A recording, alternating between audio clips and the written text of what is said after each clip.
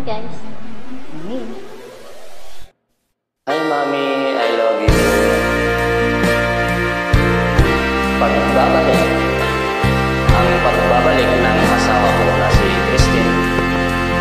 Sa gitna ng dilim, ako ay nakatanaw ng ilaw na kay panglaw.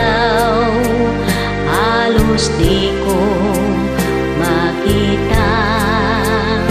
Tulungan mo ako, ituro ang daan, sapagkat ako'y sabik sa aming pinagulan. Bayan kong nahantan, ako ngayon nag-iisa. Nais kong magbalik sa iyo, bayan ko. Patawarin mo ako kung ako'y nagkamali sa landas na aking tinahal.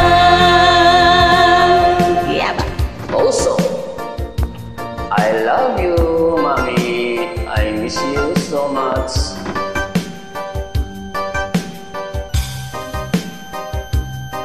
Also,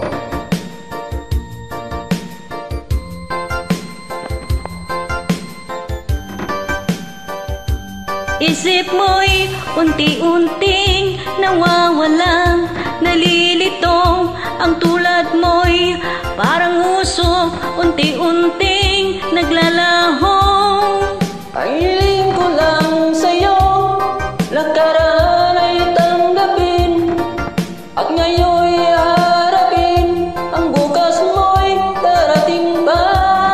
Kaya't huwag sanang damdamin, pagkat ito'y payo lamang mula sa aking kaibigan na sa'yo'y nagmamahal.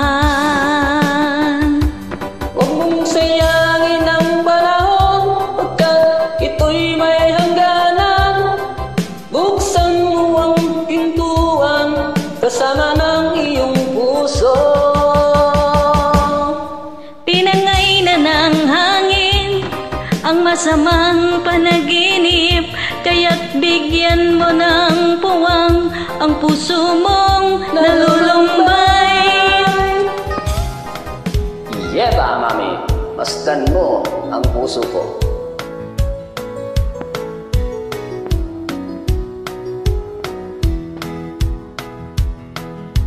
May mga batang ngayon lang isinilang, may hangin pa kayang matitikman.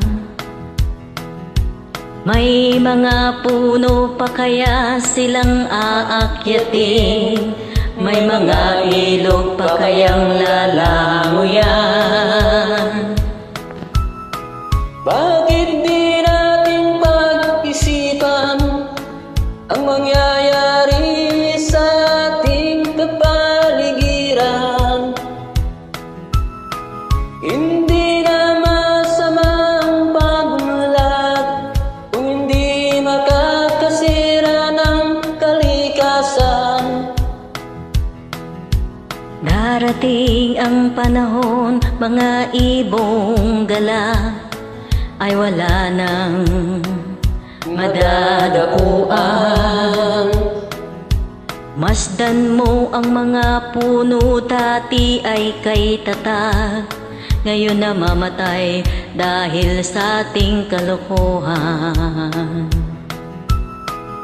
Lahat ng bagay na narito sa lupa, biyayang galing sa Diyos kahit nung ika'y wala pa. Ingatan natin at huwag nang sirain pa, pagkat kanyang binawi tayo'y mawawala na. Mayroon lang akong iniling, sa aking pagpanaw sana ay tagulan.